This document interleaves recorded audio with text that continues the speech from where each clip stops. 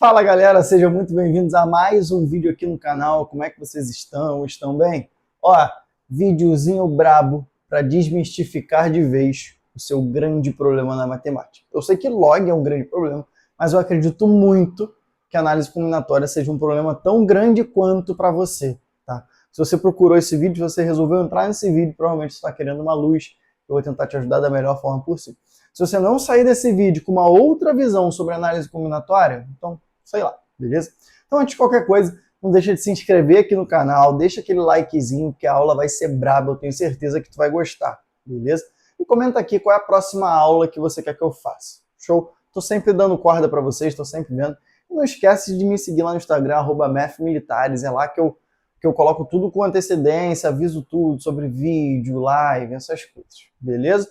Então, ó, último aviso para a gente iniciar de vez. Tem um videozinho aí mostrando a minha mentoria. Sim, estou com mentoria nesse ano. Você que tem problema com matemática e quer aprender a estudar matemática, minha mentoria está aí para você. Beleza? Dá uma conferida lá no site, tem um videozinho aí mostrando tudo que eu ofereço. Tenho certeza que você vai gostar e que vai servir para você. Show de bola?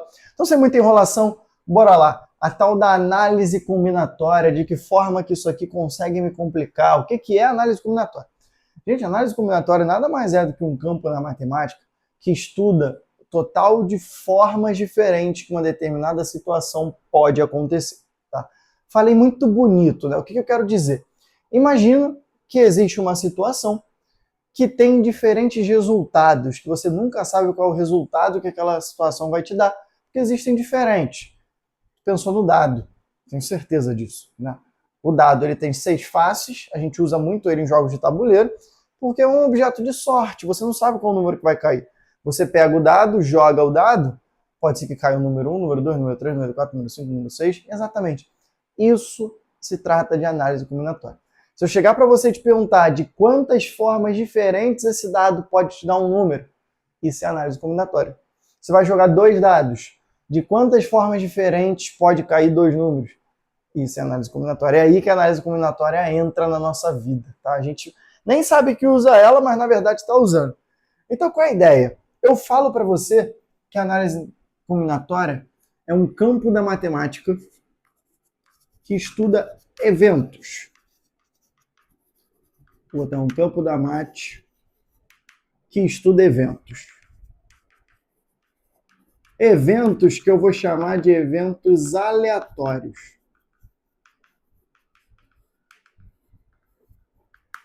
Por que eventos aleatórios? Porque eu nunca sei qual é o resultado que ele vai me dar. E aí o exemplo que eu te dei foi justamente o dado. Então, exemplo. O dado. Por que o dado é um exemplo muito claro para a gente? Porque dentro do dado pode ser que você tire o número 1, o número 2, o número 3, o número 4, o número 5, o número 6 e só. Né? No dado convencional, porque existem diferentes tipos de dados com diferentes números de faces. Tem dado com 20 faces, 100 faces. Quando você vai jogar o dado, você nunca sabe o que vai cair. Você quer um outro exemplo? A moeda. Por que a moeda é um exemplo? Porque você pode tirar, ao jogar a moeda, tanto cara quanto coroa. Então, são exemplos bem simples do que a análise combinatória vai trabalhar. Se eu chegar para você e falar de quantas maneiras diferentes a gente pode obter o resultado ao jogar uma moeda, aí eu vou estar falando 2 possibilidades. Ou é cara ou coroa. Do dado, 6 possibilidades. Só que óbvio que a análise combinatória da sua prova ela não vem dessa maneira. Tá? A análise combinatória, galera, costuma dar uma complicada na gente quando a gente começa a ter mais etapas dentro daquele evento. Mais etapas de escolha dentro daquele evento. Como assim? Vou dar um exemplo que eu sempre uso na aula e que a galera costuma entender, tá? E você talvez entenda também. Sabe o Subway, aquela empresa de fast food, sem fazer propaganda, claro, que você monta o seu sanduíche e sempre fica com o mesmo gosto? Sabe qual é? Que você vai lá, você escolhe o tipo do pão, tu escolhe a proteína, tu escolhe o molho, tu escolhe ali também a salada. Sabe de qual eu tô falando? Tu sabe, né? Quantas opções de pão tu tem ali? Vamos supor que tu tenha 10 opções. Tu tem que escolher uma das 10. Vamos supor que tu tenha 12 opções de proteína. Tu tem que escolher uma das 12. Tenha 10 opções de salada. Tu tem que escolher uma das 10. Então, o que está acontecendo? você tem escolhas separadas por etapas. Primeiro você tem que escolher o pão, depois você tem que escolher a proteína, depois você tem que escolher a salada, depois você tem que escolher o molho. E cada etapa é uma escolha diferente, que no final, se tu mudar uma escolha ou outra, te dá um resultado completamente diferente. Aí que entra a análise combinatória. Imagina que tu chega um dia a fim de infernizar o atendente do Subway e vira assim e fala assim pra ele, ué, quantos sanduíches diferentes tu consegue montar aí pra mim? Se tu mudar um molho, já gera um novo sanduíche. Então, cara, a cada escolha que tu faz, a cada etapa que tu faz, te gera um resultado diferente. Então você tem um evento aleatório ali, que você pode ter diferentes resultados. E a análise combinatória entra aí. Se eu quiser calcular quantos sanduíches no total eu consigo montar distintos, ou seja, diferentes, a análise combinatória ela entra aí. Só que nesse tipo de situação, como é que a análise combinatória ela vai trabalhar comigo? A gente trabalha através do que nós vamos chamar aqui para você de PFC. O que o PFC ele vai falar para você? O PFC é o que nós vamos chamar de princípio fundamental da contagem.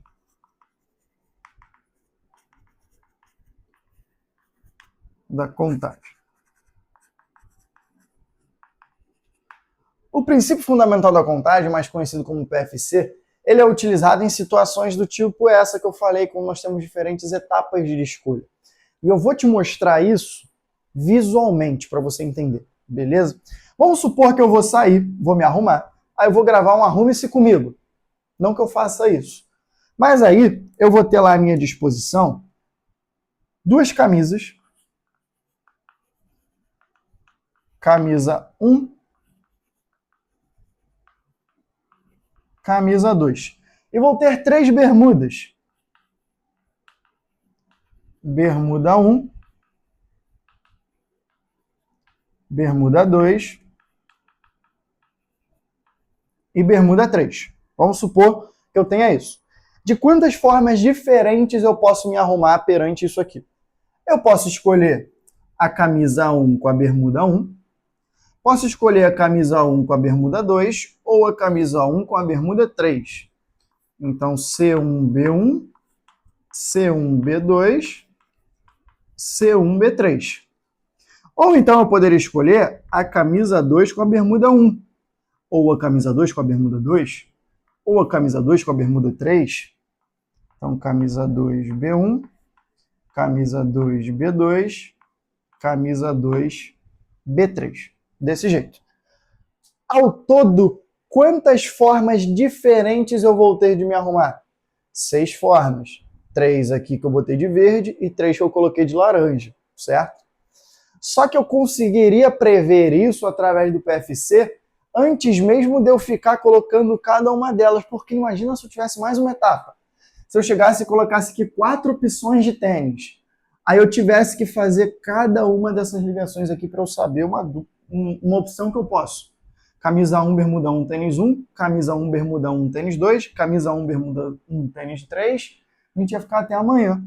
Aí o que o PFC ele fala para mim? Que o total de possibilidades de um determinado evento é a multiplicação das possibilidades de cada etapa. Como assim? Quantas camisas nós temos aqui? 2. Quantas bermudas eu tenho? 3. E quanto que é 2 vezes 3? 6, que é o total de possibilidades que eu obtive fazendo na mão cada uma delas. Doideira, né? Aí imagina o seguinte, tu vai lá no Subway e você tem 10 pães, 5 proteínas e 2 molhos. Quantos sanduíches diferentes a gente consegue montar? Aí você vai pensar no seguinte, eu tenho 3 etapas de escolha. 1, 2, 3. Primeiro é o pão, depois a proteína, depois o molho. Para a primeira etapa, eu tenho 10 opções. Para a segunda etapa, eu tenho 5 opções. Para a terceira etapa, eu tenho 2 opções.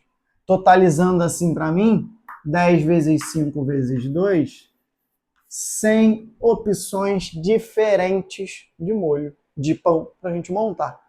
Doideira, né? Vou te dar um exemplo um pouquinho mais difícil. Exemplo 1, exemplo 2. Imagina que eu quero montar um número de 4 algarismos de números distintos e que seja par. E aí? De quantos números diferentes a gente pode montar? Isso é questão de prova, tá? Primeira coisa, é um número de 4 algarismos. Então vou colocar aqui 4 espacinhos pra gente. 1, 2, 3, 4. Agora eu vou pensar o que eu posso utilizar como algarismo. E aí, como algarismo, a gente tem o 0, 1, 2, 3, 4, 5, 6, 7, 8 e 9. Isso é o que nós temos de algarismo à nossa disposição. Só que eu coloquei uma especificação muito forte para você. Eu preciso que o último número ele seja par, porque eu quero que esse número formado seja par. E vão por partes. Primeiro vamos identificar quantas etapas de escolha nós temos. Cada dígito que eu preciso escolher é uma etapa diferente que a gente tem ali para escolher. Então eu tenho 4 etapas. Vamos uma de cada vez. Só que a gente vai começar por onde existe a especificação, que é o par.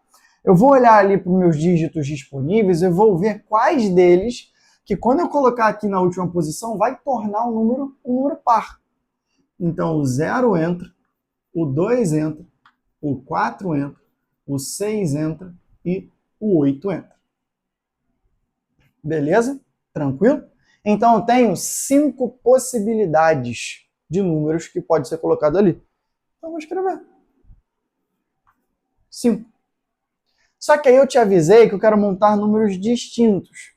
Ou seja, o número que for usado aqui não pode ser usado nas outras.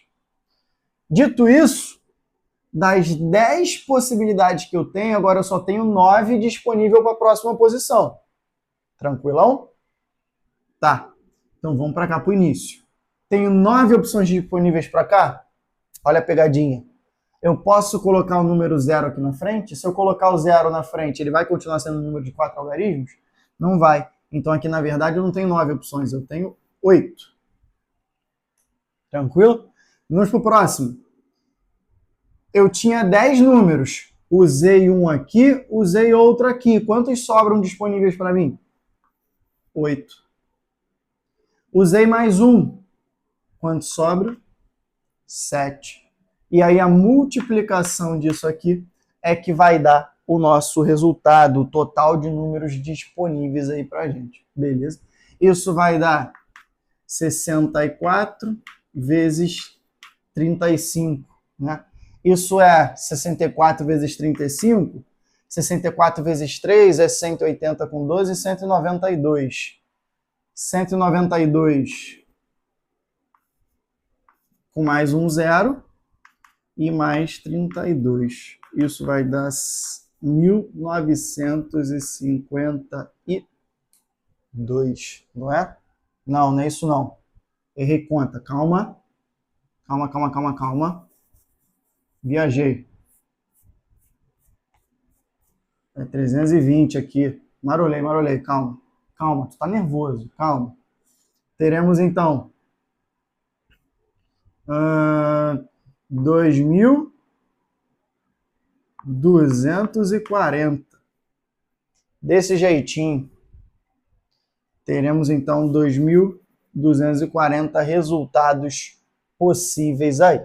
Beleza? Não fiquei confiante nessa conta não, hein? Vou fazer aqui no ao vivo. Tô achando que eu errei. Isso aí. 2 sobra. 30, 32. 0, 12, 1, 18, 19. Aí, ó. Fala dele. Tinha esquecido um zerinho só. Mas é isso. Contas ao vivo aqui para você. Beleza? Isso aqui é a maneira mais simples que a análise combinatória pode surgir para você. Quer dizer que pode surgir de outras formas? Claro que pode. Só que para a gente avançar para a próxima, eu preciso te mostrar uma operação que a gente vai utilizar, que é o que a gente vai chamar de fatorial. O fatorial, galera, nada mais é do que a multiplicação de um número por todos os seus antecessores até chegar no número 1. E eu represento o fatorial através do número acompanhado de uma exclamação. Então, eu vou te dar um exemplo. Se eu tiver o 5 fatorial, isso é 5 vezes 4 vezes 3 vezes 2 vezes 1, que aí vai dar 120. Existem alguns fatoriais que são interessantes você saber de cabeça, inclusive, tá? Isso é o 1, o 2, o 3, o 4, o 5 e o 6 fatorial, para economizar tempo ali na hora da sua prova. Então, tá aí, 5 fatorial. Mas por que eu preciso conhecer o fatorial? Porque a gente vai entrar numa parte que é muito interessante, que é o que nós vamos chamar de permutação. A permutação, galera, é o ato de reorganizar elementos, de permutar elementos. Imagina que eu tô famosaço, aí a empresa de giz me chama para fazer uma propaganda para eles. Aí eles vão me mandar uma caixa de giz e eu vou fazer a propaganda para vocês. Isso que a gente está fazendo é uma permuta, é uma troca. A permutação é a ação de permutar, ou seja, de trocar, de reorganizar. E aí, eu tenho aqui na minha mão, vamos ver, alguns gizes. Vocês conseguem ver, né? Todos. 1, 2, 3, 4, 5, 6, 7, 8. De quantas maneiras diferentes eu posso organizar esses 8 gizes, acho que é gizes, né? Na minha mão aqui. Levando em consideração que a única coisa que muda é a cor entre eles. Então vamos lá, quantas etapas nós temos aqui? 8 etapas. Então eu vou fazer 8 espacinhos.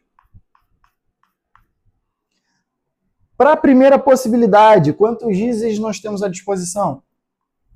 8. Coloquei 1 para a próxima. 7. Coloquei mais 1 para a próxima. 6. 5. 4. 3. 2 e 1.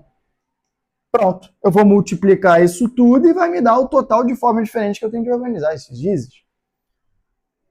Só que repara uma coisa. Vê se eu não estou multiplicando 8 por todos os seus antecessores até chegar no número 1. Ou seja, eu não poderia chegar e falar que isso aqui é a mesma coisa que o 8 fatorial, não? Posso. E aí eu peguei o número de elementos que eu tinha para reorganizar e fiz o fatorial dele. Aí eu chego à conclusão que a permutação de n elementos é n fatorial. Quero reorganizar 5 livros distintos, 5 fatorial. Quero reorganizar 9 livros distintos, 9 fatorial. E um contexto muito comum que vai surgir para você falando de fatorial, de permutação, é quando nós falarmos de anagramas. Anagrama nada mais é do que a maneira de reorganizar as letras daquela palavra a fim de gerar uma nova palavra. Então, por exemplo, se eu tiver a palavra Vasco, quantos anagramas diferentes da palavra Vasco eu consigo fazer? Tem 5 letras, então 5 fatorial. Eu consigo fazer 120 anagramas diferentes da palavra Vasco. Se eu colocar Vasco da Gama, muito mais, porque eu aumentei o número de letras. O gigantesco Vasco da Gama, muito mais, porque eu aumentei o número de letras. Só que aí, quando a gente fala de anagrama, existe algo perigoso, que é isso aqui, ó. Vou colocar aqui, importante. Imagina que eu quero fazer anagramas da palavra arara. Vou escrever um dos anagramas aqui, hein? Isso é um anagrama de arara. Não parece, né? Porque eu peguei e troquei os 2 A's do final. Mas, pô, parece a mesma coisa. Porque realmente, porque são letras iguais. E aí parece que não muda a nossa palavra. Então eu tenho uma repetição. E nesse caso, a repetição ela precisa ser levada em consideração, tá? E como é que eu faço nesse tipo de situação? Se eu tenho n elementos, sendo que tem k repetições, eu vou fazer n fatorial dividido por k fatorial. Trazendo aqui para o nosso contexto da arara, a arara tem 5 letras, então vai ser 5 fatorial. A letra A se repete 3 vezes, então divide por 3 fatorial. A letra R se repete 2 vezes, então divide por 2 fatorial. E a gente faz essa conta assim, ó. 5 vezes 4 vezes 3 fatorial dividido por 3 fatorial e 2 fatorial dá 2. Consigo simplificar fatoriais iguais.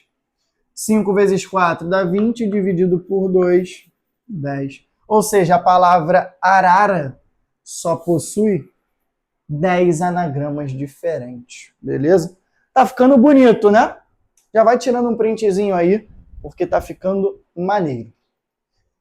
E galera, para fechar, a gente tem 2 tópicos que vocês confundem muito, que eu já vou até escrever aqui, que é o arranjo e a combinação. Só que eu já te adianto o seguinte, arranjo não existe. É mais uma fórmula para te encher o saco.